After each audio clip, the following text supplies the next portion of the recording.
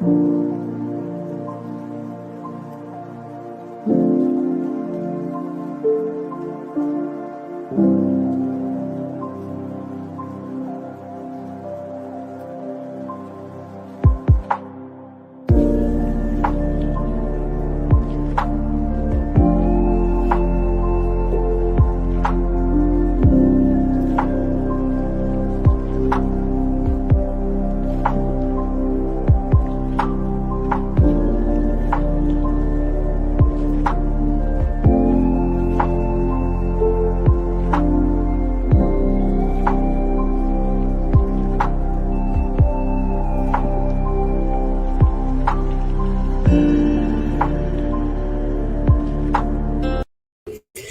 morning, Marta. It's week 2.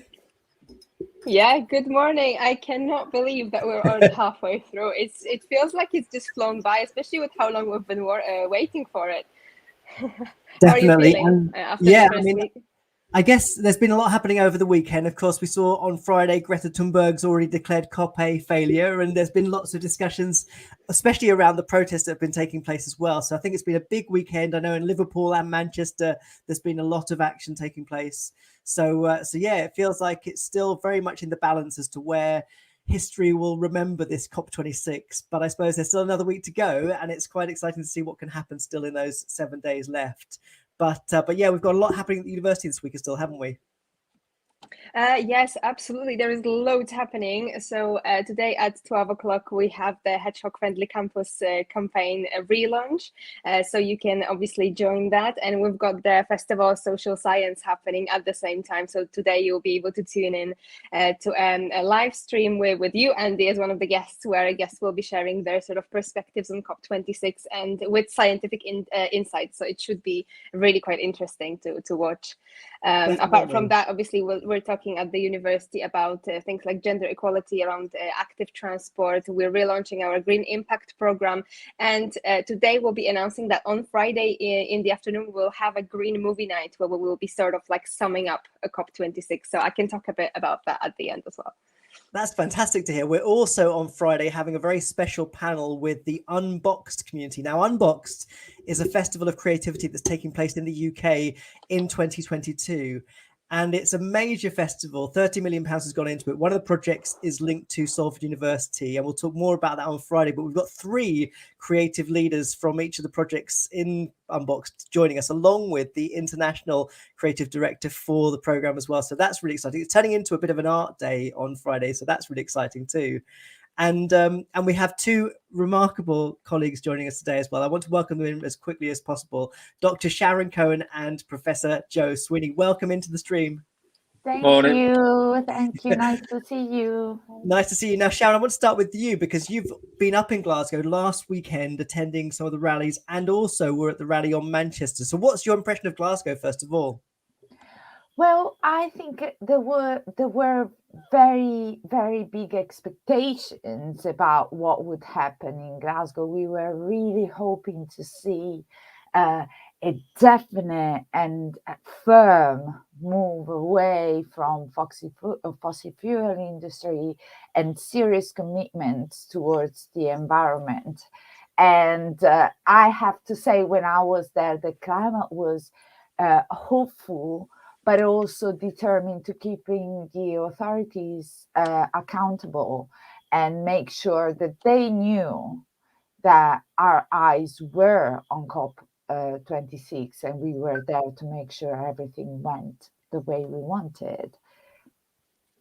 So from my impression, and hope we will talk about it later on, but my impression is that there have been certainly nice and important steps forward during the COP.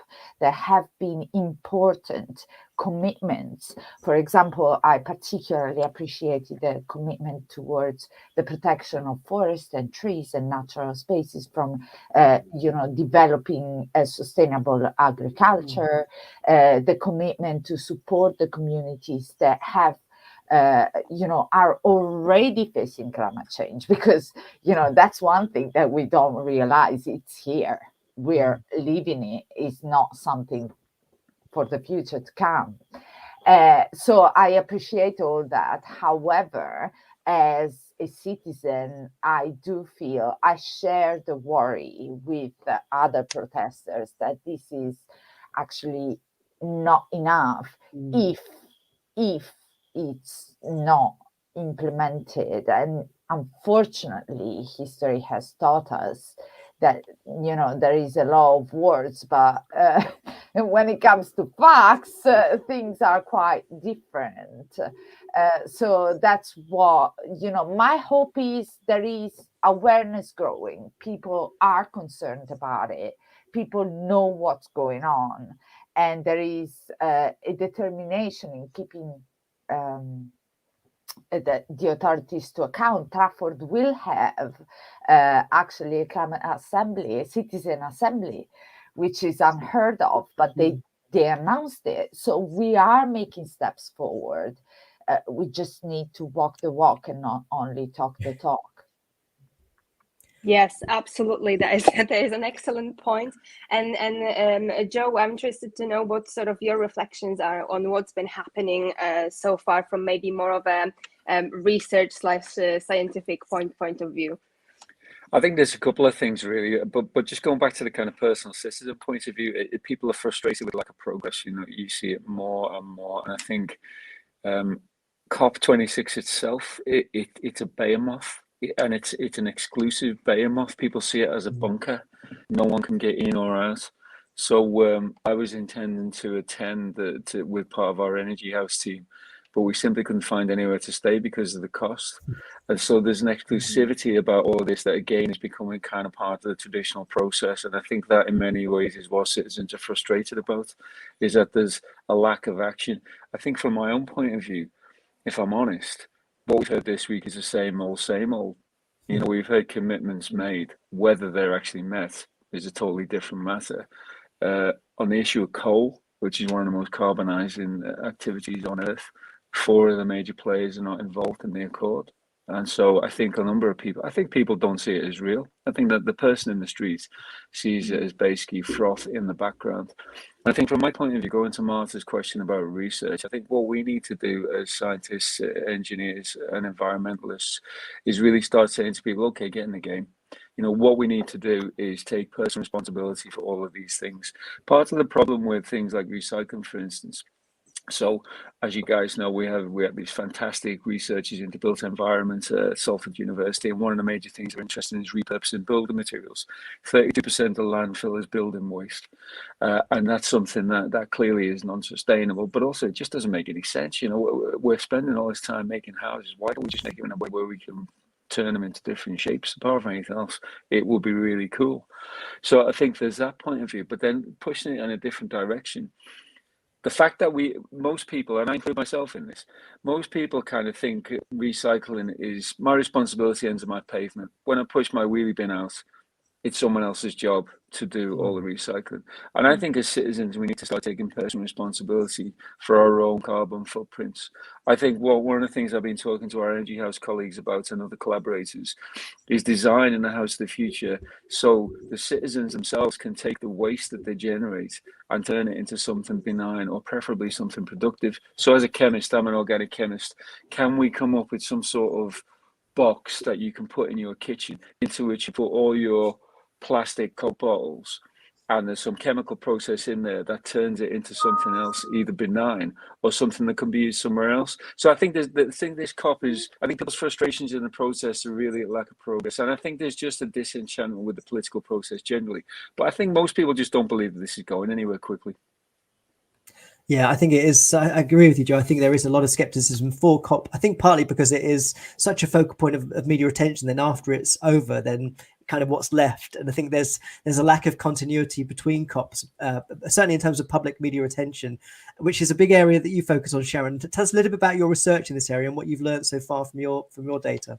Well, I haven't looked yet at the coverage of COP per se, but what I found frustrating, I think, is that the little that I saw, I didn't look at it systematically, but the little that I saw wasn't particularly promising. It looked like a lot more of the same, in the sense we know from research in media that there are kind of standard ways of framing particular social issues. So climate change has often been framed in either a denialist way, that is like, oh, these people are just trying to make a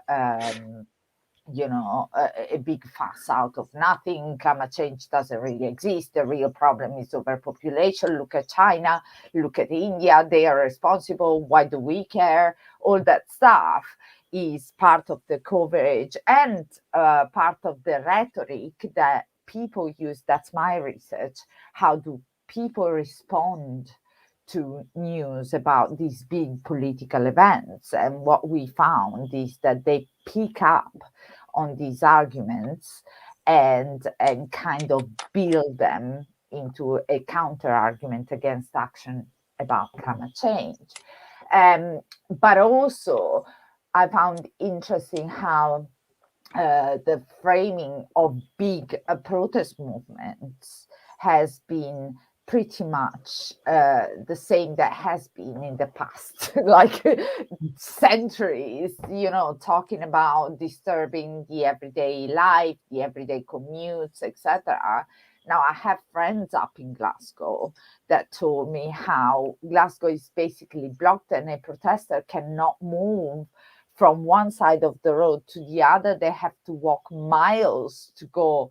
And I understand the security. I understand the need for security, of course. But at the same time, these people are there to bring a message and they feel silenced. I think, like Joe was saying, we feel cut out. We feel like our voice is not really, heard at all in these contexts. And yes, people, I think a lot of people are ready to make changes if they believe the change works. But so long as the media tells us that, our own contribution does not really work, it will not make a difference, because China, India, whoever, and there was an activist yesterday on a live from Extinction Rebellion from China saying, you don't know it because media don't talk about it, but there is a huge climate movement in China, but no one talks about it. And of course, the lack of awareness of the fact that there is there is will to make a difference kind of discourages us, because what do we do it for, in a way?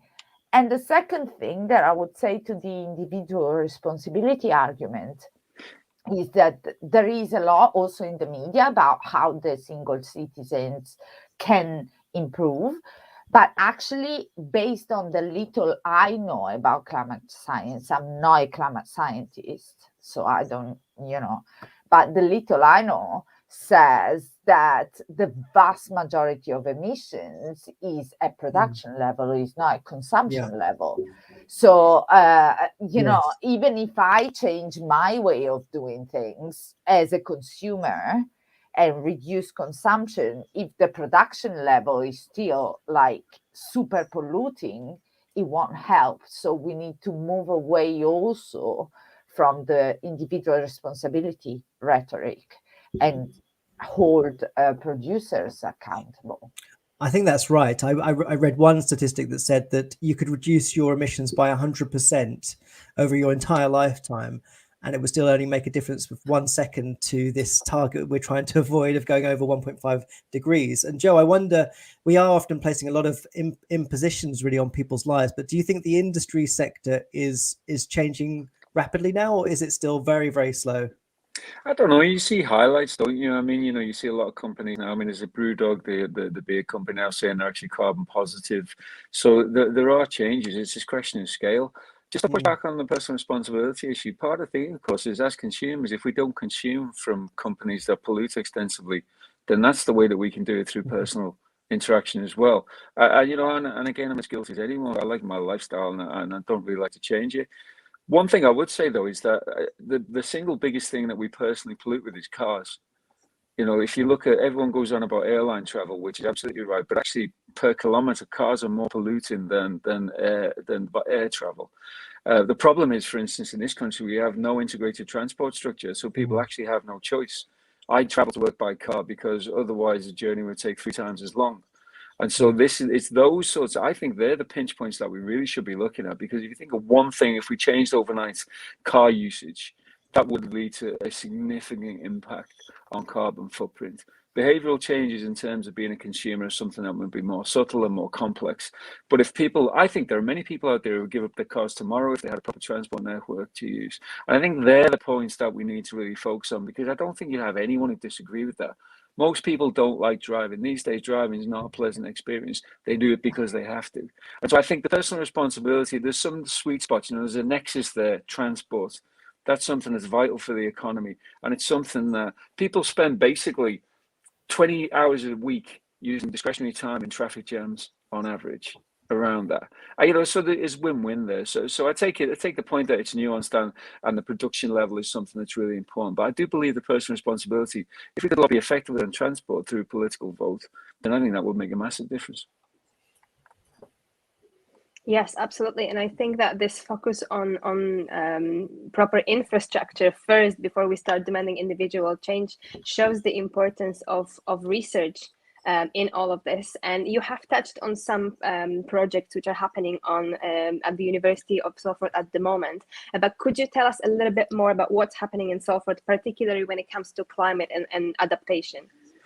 Absolutely. So we have a number of activities. So environmental action in terms of research into, for instance, built environment, but also into robotics is something that we're working extensively at Salford. So first of all, the built environment, we have something called Energy House, which you guys probably know about, which is essentially a lab around a house, and we can measure ins and outs from houses and really get a feel for what the carbon footprint looks like there. We're now moving to Energy House 2, which has 4 of these houses. We also have Ignition, the living lab, where we're using plants integrated with built environments to change the thermal exchanges between houses and the environment, and that's something that's clearly important. You can change the temperature inside a house by 6 degrees by covering the outside of it with foliage, for instance. So there's things that we can do in terms of research and understanding the symbiosis between nature and built environment to really start making things better and move towards that kind of zero carbon footprint that all houses should be looking towards. I mentioned about some of the chemical initiatives that I'm interested in, about recycling within the house, waste valorization. And then, as I said at the start, the repurposing of building materials is something that we're really interested in. You know, so should we be able to build a house in the future that we can disassemble and put back together in a week in a different way or using a different purpose? That's not only something that would revolutionize the environmental impact in terms of carbon footprint, but also if you think about disaster response, the ability to put up effective, proper, modern houses in a very short time frame, hopefully on a low cost basis. So all those sorts of things, those research areas we're interested in. Finally, we also have the first ground up autonomous vehicle in the UK. Most other autonomously driven vehicles are built, are predicated on existing cars that have been modified. We have one that's been built from scratch, and these are going to be the cars of the future. They're low emission cars, obviously they're driverless, and so we have some really class leading research here, and I'm very excited about trying to work with environmental partners to use these for really quick impact. Well, I think certainly a lot of that has been a lot of that sort of research has been really prominent at COP26. I've been really impressed with just how many scientific presentations there have been from universities all over the UK, but actually all over the world as well. We've been very lucky this year that we've had the COP26 Universities Network that's been created around COP, and we're all very much hoping we have a legacy to that for subsequent years. But Sharon, I want to come to you to come back again to the protests this weekend in Manchester. What was your, well, I guess you study a bit the way in which sort of the media shapes public opinion and psychology. Yeah. What's your sense of the role of protest in moving things along in terms of public opinion? Does it help? Well, research so far has shown that protest is actually quite effective. I mean, we can go back to Hannah Arendt and what she used to say about the performative importance of protest and how, you know, protest is a way in which the population can make visible and salient their opposition to certain things. And I am obviously interested in the climate change issue, and I know because I was involved in it. I was speaking about it in 2009 of the crisis and the need to do something about it, and on force balance, and how media were not representing what was actually going on. And I have been quite frustrated by the lack of response, but the arrival of a huge protest movement such as Extinction Rebellion coincided with an increase in awareness in the population, coincided with entire councils and the British government declaring a climate emergency that was unprecedented. It coincided with increased media attention because the research on climate change shows, on media coverage of climate change shows that there are kind of cycles of coverage that only coincide with big political events such as COP or IPCC reports. But then people kind of forget that the planet is dying, it goes in the background, and we start thinking about the next celebrity doing something stupid. And it is like the protest is a way to keep those things in the agenda. And unfortunately, I mean, any civil way of, it's not that the protest is uncivil. I'm always very civil when I go to protest, but normal ways, signing petitions or lobbying and stuff, don't work. Is the only way that I can see. Yeah.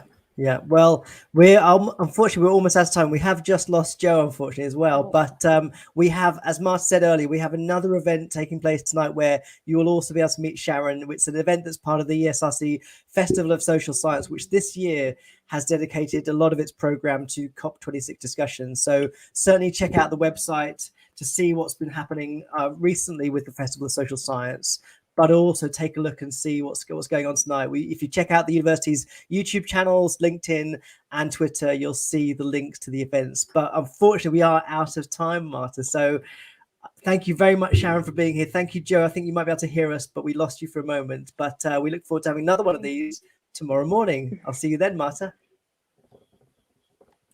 Yeah. Take care, Thank everyone. you. See you then. Thank you, Sharon and Joe. Bye. Bye. Thank you.